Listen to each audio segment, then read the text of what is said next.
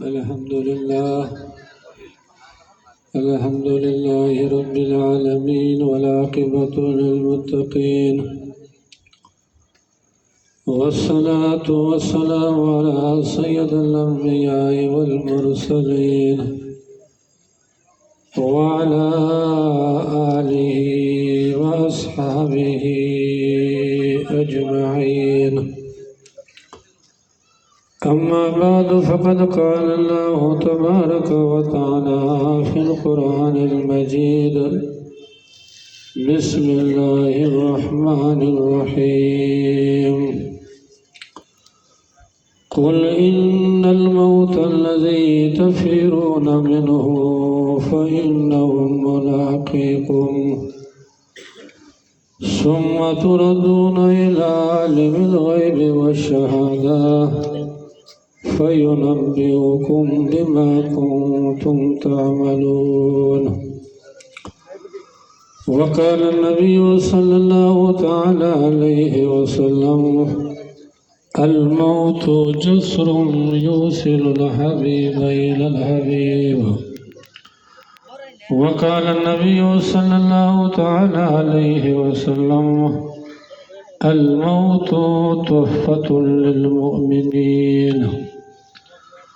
وقال النبي صلى الله تعالى عليه وسلم: ألا للموت سكرات، أو كما قال النبي صلى الله عليه وسلم: إن الله وملائكته يصلون على النبي يا أيها الذين آمنوا صلوا عليه وسلموا تسليما. اللهم صل على سيدنا ومولانا محمد وبارك وسلم صلاة وسلاما عليك يا رسول الله صلی اللہ تعالی علیہ وسلم. معزز اور محترم حاضرین محفل، اسٹیج پر تشریف فرما علماء اہل سنت، ابھی آپ حضرات نے حضرت علامہ و مولانا قاری نثار صاحب کی زبانی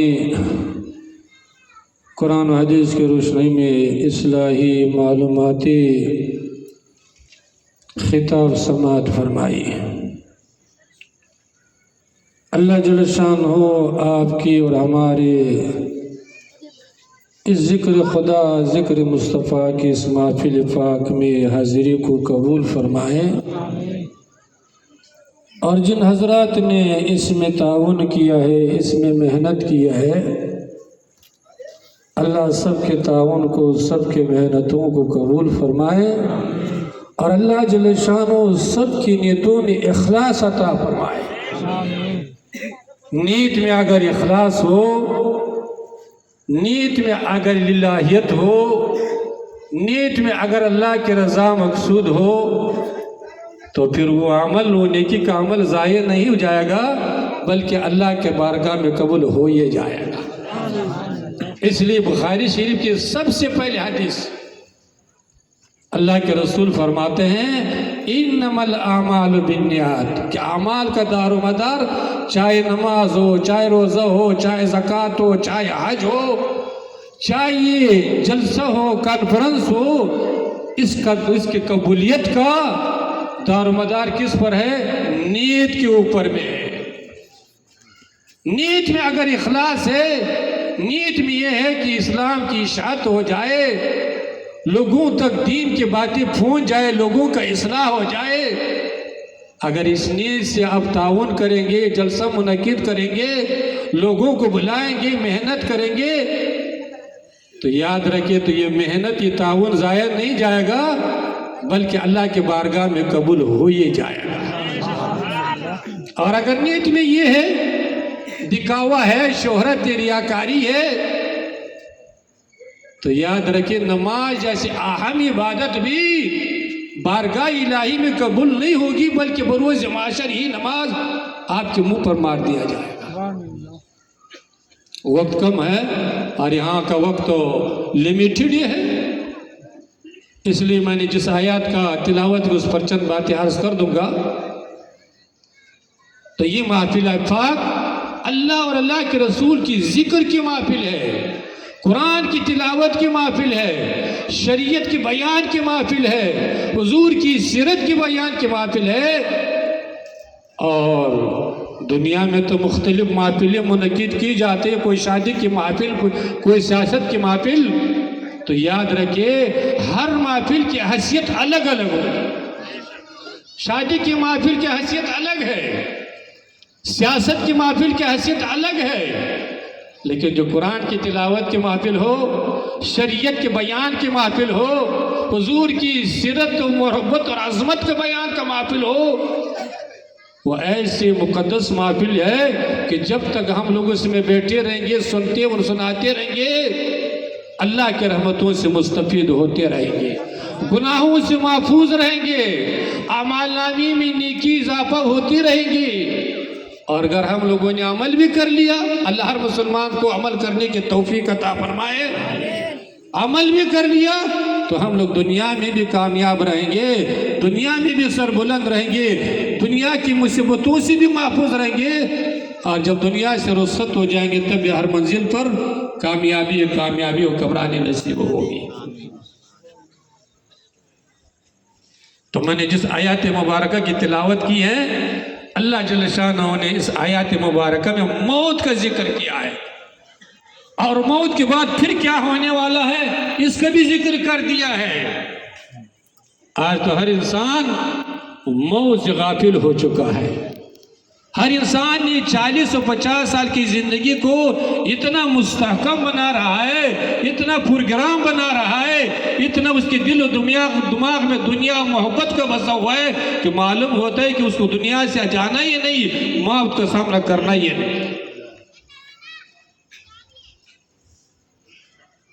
تو موت ایسی حقیقت ہے کہ موت سے کسی کو انکار نہیں، چاہے مسلمان ہو، یہودی ہو، مشرق ہو، نصرانی ہو، مغرب کا ہو، مشرق کا ہو، مرد ہو، عورت ہو، تمام انسان اس پر متفق ہے کہ ایک نہ ایک موت کا ذائقہ چکھنا ہی پڑے گا، دنیا سے جانا ہی پڑے گا۔ اللہ کی وحدانیت میں تو اختلاف ہے، کتنے بد نصیب ہے کہ اللہ جل شانہ وحدہ لا شریک ماننے کے لیے تیار نہیں۔ حضور کی رسالت میں تو اختلاف ہے، کتنے بد نصیب ہے کہ حضور کو رسول ماننے کے لیے تیار نہیں۔ قرآن میں تو اختلاف ہے، ہر چیز میں اختلاف ہے، لیکن موت ایسی حقیقت ہے کہ موت میں کسی کا اختلاف نہیں، تمام انسان اس بات پر متفق ہے کہ یہ کہ نہیں کیا کرنا ہوگا، موت کا ذائقہ چکھنا یہ پڑے گا۔ اس موت کے بارے میں اللہ جل شانہ ارشاد فرماتے ہیں، قل اے محبوب اپنے ماننے والوں سے کہہ دو، اپنے ماننے والوں کو خبردار کر دو، کس بات سے خبردار کر دو؟ ان الموت الذی تفرون منہ فانہ ملاقیکم، کہ جس موت سے تم لوگ بھاگنا چاہتے ہو، جس موت سے تم لوگ نفرت کرنا چاہتے ہو، جس موت سے بچنے کے لیے تم لوگ ڈاکٹروں کا چکر لگاتے ہو، جس موت سے بچنے کے لیے تم لوگ ماسک لگاتے ہو، تو کیا ہوگا؟ فَإِنَّهُ مُلَاقِكُمْ، یہ موت تم لوگوں سے ملاقات کر کے رہے گا۔ موت آپ کتنے ڈاکٹروں کے چکر لگائے، کتنے دنیا کے بچنے کے تدابیر اختیار کر دیجیے، لیکن موت ایسے اٹل فیصلہ ہے کہ جب موت آئے گی نہیں ایک لمحہ آگے ہوگی، ایک لمحہ پیچھے ہونے والی ہے۔ تو اللہ جل شانہ نے حضور سے ارشاد فرمایا کہ یہ محبوب اپنے ماننے والوں سے کہہ دو کہ کیا ہے، کہ جس موت سے تم لوگ نفرت کرنا چاہتے ہو، بھاگنا چاہتے ہو، فَإِنَّهُ مُلَاقِكُمْ، وہ تم لوگوں سے ملاقات کر کے رہے گا۔ اور یہ بھی یاد رکھیے کہ سب کی موت برابر نہیں، نیک اعمال کرنے والا، ایمان پر زندگی گزارنے والا، نماز پڑھنے والا، تلاوت کرنے والا، حضور کی سیرت کے مطابق زندگی گزرنے والا، اس کی موت الگ ہوگی، اور جو گناہوں میں زندگی بسر کر رہا ہے اس کی موت پھر الگ ہوگی، حدیث پاک میں آتا ہے کہ جو زندگی کو ایمان کے حالات میں گزارتا ہے، نیک اعمال میں گزارتا ہے، اس کی روح کو ایسے قبض کیا جائے گا جیسے کہ آٹے کے اندر کوئی بال گر جائے تو ظاہر بال گر دور سے نظر آئے گا، اور اس کو نکالنے میں کوئی دقت ہی نہیں ہوگا، آدمی پٹ سے اس کو نکال لے گا، کوئی تکلیف نہیں، کوئی پریشانی نہیں، کوئی اس میں نکالنے میں دیر نہیں۔ تو ایک مومن کی موت ایسے آسانی کے ساتھ اس کا روح قبض کر دیا جائے گا۔ ارے گناہگار کی موت، حضور فرماتے ہیں کہ گناہگار کی موت، سیاکار کی موت ایسے سختی کے ساتھ اس کا روح قبض کیا جائے گا جیسے کہ زندہ بکری ہو، اور اس کی زندگی میں اس کا کال جب اتارا جائے گا، جتنے اس کو تکلیف ہوگی، جتنے اس کو پریشانی ہوگی، ایسی گناہگار کی موت کے اتنے سختی کے ساتھ اس کو قبض کر دیا جائے گا۔ اور پھر موت کے بعد کیا ہونے والا ہے؟ پھر موت کے بعد ایک نئی زندگی شروع ہونے والی ہے، اور وہ زندگی کا دار و مدار اسی زندگی پر ہے، اسی زندگی کی کامیابی اور کامرانی کی دار و مدار اسی زندگی پر ہے۔ کیا مطلب؟ مطلب یہ ہے کہ 60 سال 70 سال کی زندگی اگر آپ کی اور ہمارے مسجد میں گزر گئی، غریبوں کی مدد میں گزر گئی، مسلمان کی محبت میں گزر گئی، والدین کی خدمت میں گزر گئی، نماز میں گزر گئی، تلاوت میں گزر گئی، تو آگے جو زندگی آنے والے جو ختم ہونے والے نہیں، پھر وہ کیا ہوگی؟ اللہ اور اللہ کے رسول کی رضا کی زندگی ہوگی، عیش و عشرت کی زندگی ہوگی، جنت کی زندگی ہوگی، اللہ کی دیدار کی زندگی ہوگی۔ اللہ ہر مسلمان کو نصیب فرمائے۔ اور اگر یہ زندگی موبائل میں گزر گئی، دنیا کے لہو لعب میں گزر گئی، مسلمان کو وہ پریشان کرنے میں گزر گئی، کیس و مقدمہ میں گزر گئی، پارٹی میں گزر گئی، غیروں کے دلالی میں گزر گئی، مسجد سے دور میں گزر گئی، حضور کی سیرت کے خلاف گزر گئی، تو یاد رکھ کہ دنیا کی پریشانی تو کم ہی ہے، اصل پریشانی تو مرنے کے بعد شروع ہونے والی ہے۔ تو نئی زندگی شروع ہوگی تو اللہ جل شانہ ارشاد فرماتے ہیں قُلْ إِنَّ الْمَوْتَ الَّذِي تُفِرُّونَ مِنْهُ فَإِنَّهُ مُلَاقِكُمْ ثُمَّ تُرَدُّونَ إِلَىٰ عَالِمِ الْغَيْبِ وَالشَّهَادَةِ، پھر مرنے کے بعد تم لوگوں کو اللہ کے بارگاہ میں پیش کر دیا جائے گا۔ کیوں پیش کر دیا جائے گا؟ اس لیے پیش کر دیا جائے گا کہ تمہارے دنیا کے ذریعے کا حساب اللہ کے بارگاہ میں دینا یہ پڑے گا۔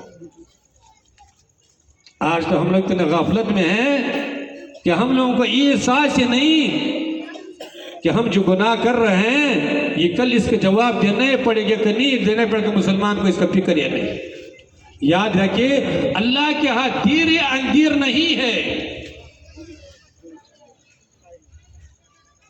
تو اللہ جل شانہ ارشاد فرماتا ہے ثم تردون الی عالم الغیب والشہادہ، پھر تم لوگوں کو اللہ کے بارگاہ میں پیش کر دیا جائے گا۔ حدیث پاک میں آتا ہے حضور فرماتے ہیں لا یزال قدم عبدی حتی یسأل عن 40، کہ بروز معاشر ہر انسان کو بارگاہ الہی، عدالت الہی میں پیش کر دیا جائے گا، اور پیش کرنے کے بعد کیا ہوگا؟ اللہ جل شانہ اسے 4 سوال پوچھیں گے، 4 سوال کو جواب دینا ہی پڑے گا۔ وہ 4 سوال کیا ہے؟ ہر مسلمان جائزہ لے سکتا ہے کہ ہم اپنی زندگی کی جائزہ لے سکتا ہے۔ 4 سوال ہے کہ سب سے پہلے کیا پوچھا جائے گا؟ عن عمرہ فیما افنا، سب سے پہلے یہ پوچھا جائے گا کہ تم کو 60 سال 70 سال 80 سال کی زندگی جو ملی تھی، یہ زندگی خرچ کہاں پر کیا ہے؟ مسجد میں خرچ کیا ہے، تلاوت میں خرچ کیا ہے، نیک اعمال میں خرچ کیا ہے، غریبوں کی مدد میں خرچ کیا ہے، یا کہ کس میں خرچ کیا ہے؟ عیش و عشرت میں، گھومنے پھرنے، موبائل میں، مسلمان کے پریشان کرنے میں خرچ کیا ہے۔ اب ہر مسلمان جائزہ لے سکتا ہے کہ ہماری زندگی کہاں گزر رہی ہے، ہمارے شب عروس کہاں گزر رہی ہے۔ ہر مسلمان جائزہ لے سکتا ہے اسی زندگی کا کیا ہوگا بروز معاشر، صاحب جواب دینا یہ پڑے گا۔ اور دوسرا سوال کیا ہوگا؟ عن شبابہ فیما افنا، جوانی کے بارے میں پوچھا جائے گا۔ اللہ جل شانہ نے جوانی دی، طاقت دی، پوچھا جائے گا تم کو جوانی جو ملی تھی یہ جوانی پر کہاں پر خرچ کیا ہے؟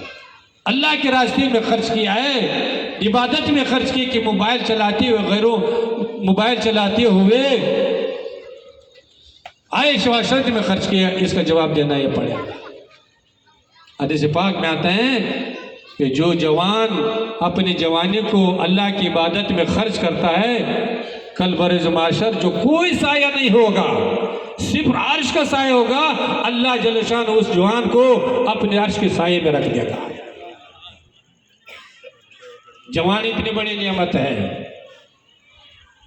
اور اس کے بعد کیا پوچھا جائے گا؟ عن مال ہی، مال کے بارے میں پوچھا گیا۔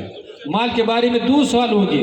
ایک سوال یہ ہوگا کہ جو دو منزلہ بنگلہ، کوٹھی، بلڈنگ جو بنائے تھے، یہ پیسہ لائے کہاں سے تھے؟ جائز سے لائے تھے؟ اپنے حلال کما کے محنت کر کے لائے تھے بلڈنگ بنائے تھے؟ یا کیا تھے؟ حرام کما کر کے، دوسری کا حق کما کر کے، بھائی کے حق کما کر کے بلڈنگ بنائے تھے، کوٹھی بنائے تھے؟ اس کا جواب دینا یہ پڑے گا۔ اور یہ بھی پوچھا جائے گا کہ ماں جو لاکھ پتی کروڑ پتی بنی ہوتی، مال خرچ کہاں پر کیا ہے؟ مسجد میں خرچ کیا، غریبوں کے مدد میں خرچ کیا ہے، اللہ کے راستے میں خرچ کیا، یا کہ عیش و عشرت میں خرچ کیا؟ اس کا جواب دینا یہ پڑے گا۔ تو بہت کافی ہو چکا ہے۔ تو اللہ جل شانہ ارشاد فرماتا ہے ثم تردون الی عالم الغیب والشہادہ فینبئکم بما کنتم تعملون، کہ تم لوگوں کو اللہ کی بارگاہ میں پیش کر دیا جائے گا، اور اللہ جل شانہ جو تم کر کے آئے ہو اس پر تم لوگوں کو آگاہ کر ہی دے گا۔ اگر دنیا میں نیک عمل کیے ہوں گے، نماز پڑھے ہوں گے، ایمان پر زندگی گزری ہوگی، نیک عمل پر زندگی گزری ہوگی، تو کیا ہوگا؟ آپ کا عمل نامہ دانا ہاتھ میں دیا جائے گا۔ اور اگر آپ کی زندگی عیش و عشرت میں گزری ہے، لہو لہی میں گزری ہے، تو آپ کا عمل نامہ کہاں پہ دیا جائے گا؟ بائیں ہاتھ میں دیا جائے گا۔